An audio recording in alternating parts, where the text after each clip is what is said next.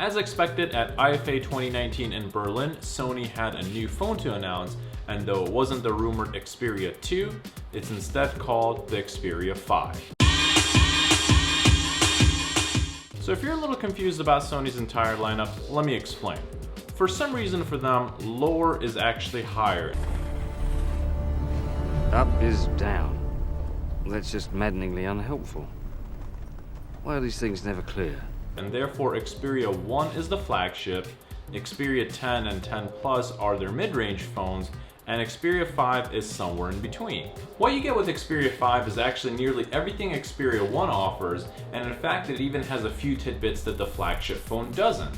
Let's first start off with the big noticeable difference, which is the screen size. While the flagship Xperia 1 features a 6.5-inch OLED 4K display, the Xperia 5 instead offers a 6.1-inch OLED but 1080p display. Display aside, nearly everything inside of the Xperia 5 is identical to the flagship Xperia 1, including its camera arrays. On the rear, you'll find a 12-megapixel sensor with optical steady shot image stabilization, 3 cameras with a 26mm lens for super wide angle shots, 26mm lens and 52mm portrait, and a tele-lens that's 35mm equivalent with 2x optical zoom.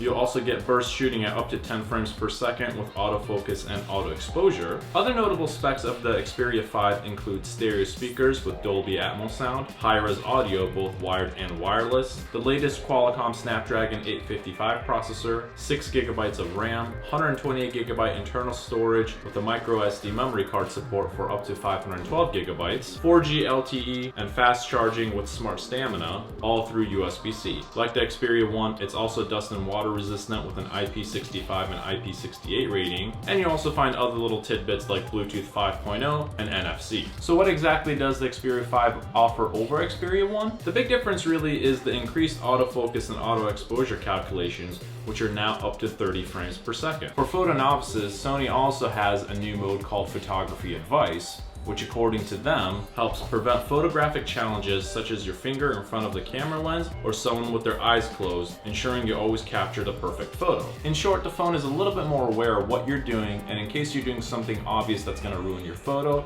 it's going to intervene with tips on screen on how to prevent that. As of right now, there's no word on when Xperia 5 is going to launch globally, although we know that it will arrive in the UK sometime in October. Does that mean it's going to skip Asian countries and even North America? Again, unfortunately, currently that's unknown. Once available, you'll have your choice of blue, red, black, and gray, which is really white, as your color options on Xperia 5. From what you've seen so far though, what do you think about Xperia 5? In some ways, I actually like it much better than Xperia 1 because I find that phone just a little bit too tall to use with just one hand. So tell me what you think in the comment section. And as always, if you don't want to miss out on other Sony announcements from IFA 2019 in Berlin, make sure that you hit the subscribe button and the bell button for notifications for when the next videos go live. And for all of you out there on Facebook and Instagram, make sure to hit that heart button because you heart me and I heart you. But I'm pointing at me. But that's because that's my heart. Where all of you guys are.